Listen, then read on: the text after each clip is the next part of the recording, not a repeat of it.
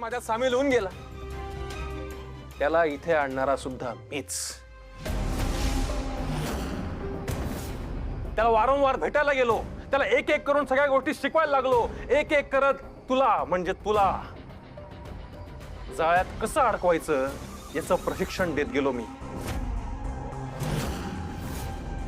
तो अण्णा केदार येडपट, त्याला काहीच कळेना. एक एक गोष्ट बसून शिकवावी लागली मला. खूप दमलो ग मी, खूप दमलो, थकलो पार. एवढं वैताग आला ना मला. इतकी मेहनत घेतली त्या अण्णा केदारसाठी, इतके कष्ट घेतले का तर हे हिला अडकवण्यासाठी. एवढी मेहनत, एवढे कष्ट प्रेरणाला खुश ठेवण्यासाठी, तिचं मन जिंकण्यासाठी केले असतेस ना, तर आज चित्र वेगळं असलं असतं समीर. पण यु नो व्हॉट, तुझी ना लायकी नाहीये, अजिबात कुवत नाहीये तुझी. जे झालं ते योग्यच झालं. हाच माज आणि गुरमी उतरवायची होती मला. मग मी काय केलं, मी या प्रेरणाची बदनामी करायला सुरुवात केली. अण्णा केदारला सांगून मी हिला किडनॅप केला. मला असं वाटलं होतं की सगळा प्लॅन छान वर्क होतोय, फ्रुटफुल होताना दिसतोय. मला असं वाटलं होतं की अण्णा केदारच्या तावडीत ही प्रेरणा आहे हे ऐकल्यानंतर अजित तिला सोडून देईल, स्वीकारणार नाही. आणि मग मी अण्णा केदारचा काटा अलगदपणे बाजूला करेल आणि मग माझ्या प्रेरणाला स्वीकारेल, तिच्याशी परत लग्न करेल, आमचा छान सुखी संसार चालेल. पण काय एवढा सगळा चांगला प्लॅन केला राव मी, पण तुम्ही सगळ्यांनी मिळून त्याच्यावर पाणी टाकून दिलं. प्रेरणाच्या हातून अण्णा केदारचा खून झाल्यामुळे तिच्यावर आता गुन्हा दाखल होईल, तिला शिक्षा होईल, तिला अटक होईल. या भीतीपोटी त्या वेडपट अजितने काय केलं, पिस्तूल स्वतःच्या हातात घेतली. आणि जशी त्याने ती पिस्तूल स्वतःच्या हातात घेतली, माझा सगळा प्लॅन फेल झाला. आणि त्यात ही शानी, अति शानी तेजा ही होतीच भर टाकायला. मी मारलो अजित आणि तेजाच्या एका स्टेपमुळे माझा सगळा प्लॅन फेल झाला. नाही, आता अजित आणि प्रेरणाला आपण एकमेकांपासून लांब करू शकत नाही हे कळलं होतं मला. आपल्याला काय करायचं. मला तर यांचा संसार उद्ध्वस्त होताना बघण्यातच गंमत वाटणार होते. आणि म्हणून मी माझा दुसरा प्लॅन सुरू केला. कसला प्लॅन? कसला प्लॅन? वकील आहे, वकील.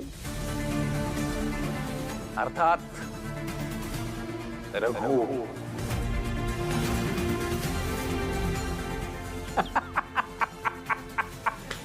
तुम्हाला कोणालाच कळलं नाही. रघुचा खून सुद्धा मीच केला. मी गेलो त्या रघुकडे, त्याला बसवलं माझ्या समोर. म्हणलं, ए रघु, काय करतोयस तू, आहेस कुठे? अरे तुझ्या मालकाचा खून झाला रे, खून. आणि तो खून कोणी केला माहितीये का? त्या अजितने केला खून, अजितने.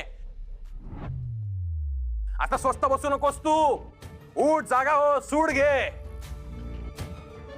तुझ्या डोक्यावरचं छप्पर हरवलं रे त्या अजितमुळे. आणि तो रघु सुद्धा माझ्यासोबत आला. त्या बिचाऱ्याकडून गमती गमतीत मी मला वाटेल तशी, माझ्या मनाला हवी तशी छान सुंदर सुसाईड नोट लिहून घेतली. त्याला पण बिचारायला सगळा खेळ वाटत होता मस्तपैकी. सुसाईड नोट लिहून घेतली, ज्यूस मध्ये त्याच्या विष टाकलं आणि त्याला पाजलं. मला वाटलं वास, आता सगळा प्लॅन सक्सेसफुल झालाय आपला, आता काय टेन्शन नाही. कसलं काय, आता प्रत्येक प्लॅन सक्सेसफुल व्हायच्या आधी वकील ही वल्लरी प्रत्येक वेळेस माझ्या प्रत्येक प्लॅन मध्ये नाक खुपसायला येतेच. ही चम.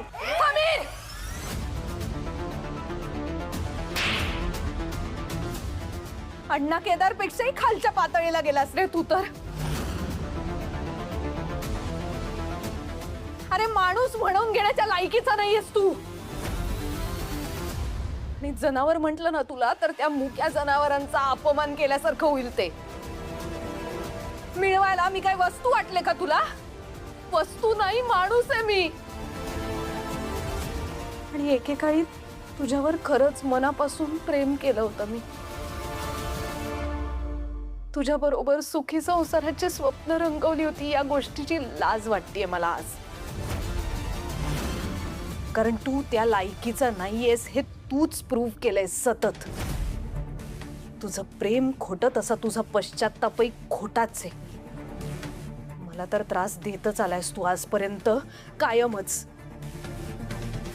पण आज तुझ्यामुळे माझा सोन्यासारखा नवरा तिथे तुरुंगात खितपत पडलाय.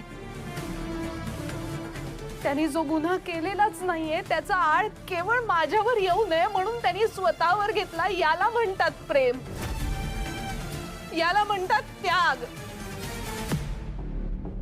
आणि या माझ्या मैत्रिणी माझ्या रक्ताच्या लोकांपेक्षाही जास्त जवळच्या आहेत त्या माझ्यासाठी. काय नाही केलंय त्यांनी माझ्यासाठी. आणि वल्लरीवर हात उचलायला निघालायस तू.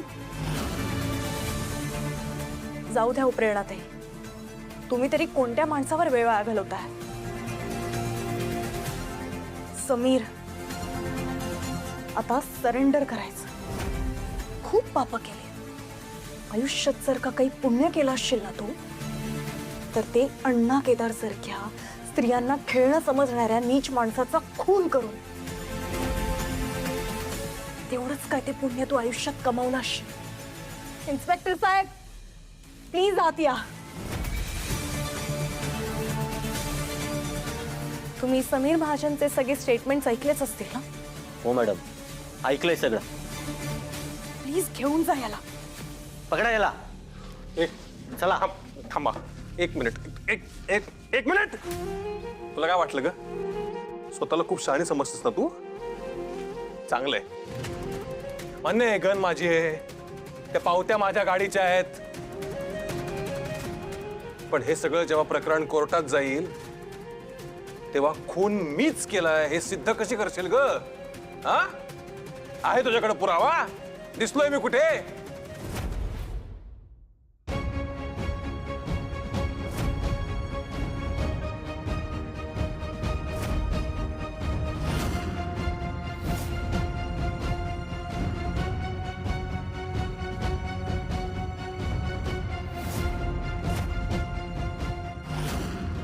समीर महाजन, मग अशी काय हाक मारलीस मला? वकील. मग तुला वाटलंच कसं रे मी तुझ्या पुढे हरे? इन्स्पेक्टर साहेब, त्या पेन मध्ये समीर महाजनने दिलेलं प्रत्येक स्टेटमेंट रेकॉर्ड झालंय. आणि हा सगळ्यात मोठा पुरावा.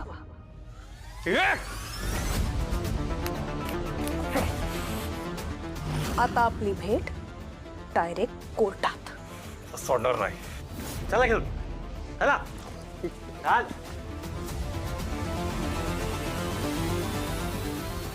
वल्लरी, श्वेता, तेजा, मागच्या जन्मी ना काहीतरी पुण्य केलं असेल मी, म्हणून मला तुमच्यासारख्या मैत्रिणी मिळाल्या. आज स्वामींकडे एवढीच प्रार्थना करते की आपली ही मैत्री कायम कायम अशीच राहू दे.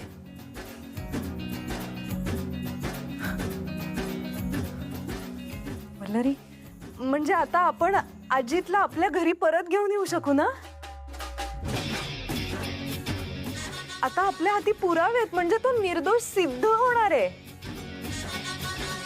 हो प्रेरणाताई, आता अजित भाऊजी लवकरच परत येणार आहेत घरी, ते सुद्धा निर्दोष सुटून. खरं सांगू, मी तुम्हाला दिलेलं वचन पूर्ण करू शकले यातच मला समाधान वाटतंय. आणि योगायोग बघा ना, यांची आणि अजित भाऊजींच्या जामिनाची केस एकाच दिवशी आहे. आता आपल्या दोघींचेही नवरे सुखरूप परत घरी येतील या गोष्टीवर पूर्ण विश्वास आहे माझा. स्वामी,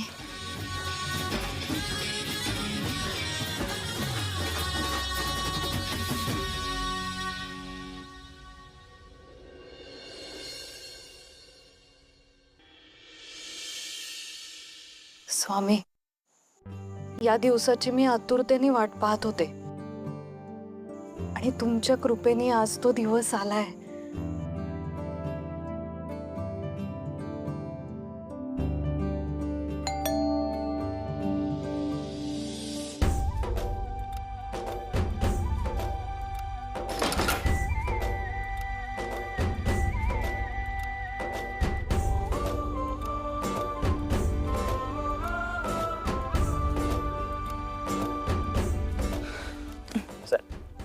नाही थांबा, पटकन ये श्वेता.